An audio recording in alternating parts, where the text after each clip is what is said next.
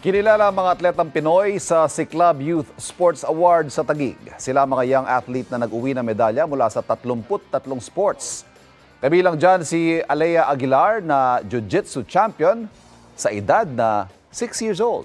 Yan, nakatanggap din ng award si Eldrew Yulo na ilang beses na nag-uwi ng medalya sa gymnastics. Para naman sa kanilang preparasyon sa 2024 Paris Olympics, isinusulong ni Senador Bongo, Chairman ng Senate Committee on Sports, sa maglaan ng pondo na makakatulong sa mga atleta. Mga kapuso, para laging una sa mga balita, bisitahin at mag-subscribe sa GMA Integrated News sa YouTube. Sa mga kapuso abroad, samahan niyo kami sa GMA Pinoy TV at sa www.gmanews.tv.